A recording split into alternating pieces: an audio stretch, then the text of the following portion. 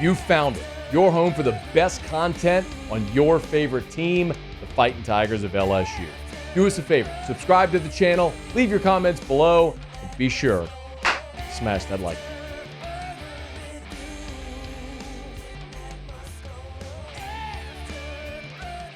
With the 4th pick in the 2025 NFL Draft, the New England Patriots select Will Campbell, tackle, LSU.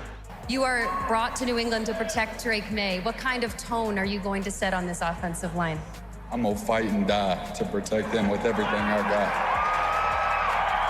Congratulations. How do you not love it, man? Drake May loved it. I don't know if you saw Drake May, the New England Patriots quarterback, quote tweeted the video of Will Campbell's NFL Network interview on the set there at the draft, and he said, "Love this guy already," with a fire emoji, LFG. It's already been seen 2.5 million times. Campbell is, we know the history that he's made now. Will Campbell becomes the first offensive lineman selected out of LSU since Alan Faneca in 1998. But I think what's lost for some is that Alan Faneca was the first ever offensive lineman selected in the first round out of LSU. So now Will Campbell becomes the highest selected offensive lineman out of LSU and just the second ever, joining only the now Pro Football Hall of Famer Alan Faneca. So it's amazing for Will Campbell, and we all know the story, and we've been privy to it, thankfully, because he's a guy who's from Louisiana, went to Neville, was an awesome high school prospect, a guy that chose to stay in the state of Louisiana and play at LSU and play for the hometown team. And it's so rare. It is just so rare, y'all. I know we say this a lot in sports whenever there's a big matchup or a big-time prospect comes in. It's just so rare that you ever have people live up to the billing. It's just the nature of sports. We hype things, we talk about things, and seldom will it ever live up to the billing. I mean, just look at the Super Bowl this year. Like, it was not a competitive game. Look for all the talk about could Patrick Mahomes, his legacy, is he chasing Tom Brady? They get blown out. Look at the national championship game with Ohio State. They blow the doors off of Notre Dame. Like, it's just so rare that we ever get to see something that lives up to the hype of what it is billed. How many times have you seen a prize fight like the Mayweather-Pacquiao fight that we waited forever to see that ended up being a total dud? Like, and so when those moments come where someone does live up to the potential and the promise and the hype, or a game or a player, anything, it means even more. That's why, like, when we talk about five-star athletes, it's so unfair to them because they don't ask for that hype. They don't ask for all the expectation on them. You know, that's what comes with the recruiting services. I mean, I can run through the list. Like a couple weeks ago, we were sitting at Don Juan Cigar Bar and I had Russell Shepard with me, and Shep was as hyped an athlete as ever came to LSU. And Shep had a really good career, man. He played some quarterback, some receiver, some running back. He goes to the NFL, spends 9 years in the league as a receiver. He's a special teams captain for the Tampa Bay Buccaneers.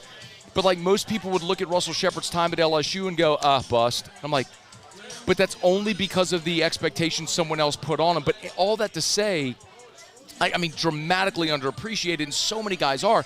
But all that to say, when a guy like Will Campbell comes, who's a five-star, who's the offensive lineman you've been watching since he was 14, comes to LSU, and from the first spring as an early enrollee, takes over like 3 practices in at left tackle and never relinquishes that job. And not only did he never relinquish the job, he was as dominant as you ever could have wanted to see at that spot.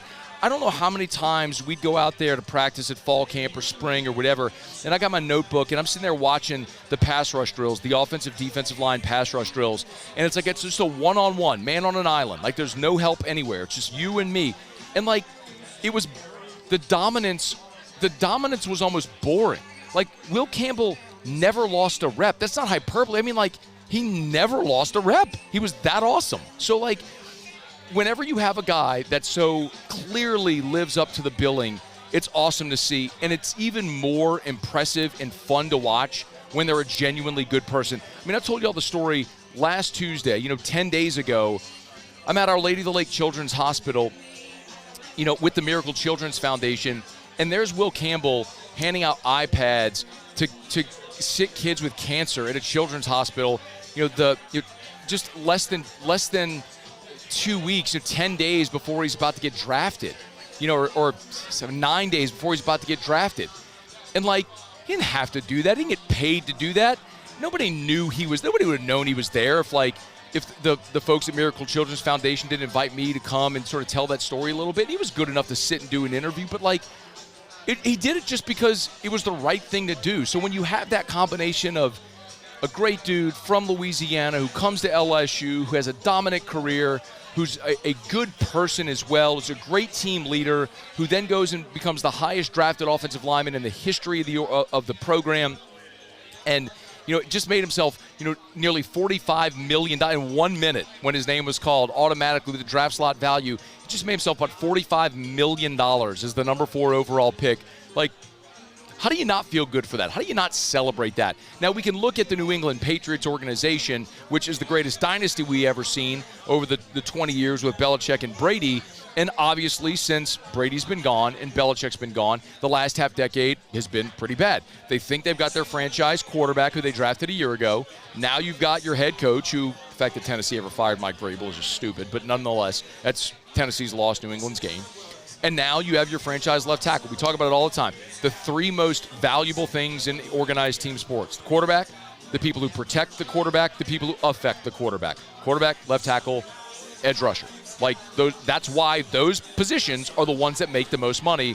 And now New England has their franchise left tackle in Will Campbell, which was awesome. Awesome to see. Fired up for Will and how that all went. By the way, Will did give some perspective from the LSU perspective on being just the second offensive lineman ever going in round 1. It means everything. They did so much for me and my family, and for me to be able to represent them the right way, I'll never be able to repay them for what they did for me. That's a guy that we will love and embrace forever here at LSU. One more from Campbell, who was asked about the culture that Mike Vrabel's building as the head coach there in New England. That logo speaks for itself, but Coach Vrabel is a guy who I want to play for. He's a football guy, no BS, and I've loved everything that everybody in that building's about since the first time I stepped in there. So it's a complete honor to be able to have this hat on right now.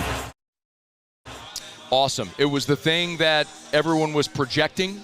By the time the draft went off, Will Campbell was minus 500 to go to the New England Patriots. They didn't budge off their board. He was the best offensive lineman in the draft. Despite all the conversation, the stupid arm length conversation, that was a non-starter, really. New England stayed true to their board, and they got the best left tackle in the draft. Congrats to Will Campbell, who goes number 4 overall. Hey, thanks so much for watching. Please leave your comments. I love to interact, and be sure to hit the red subscribe button below.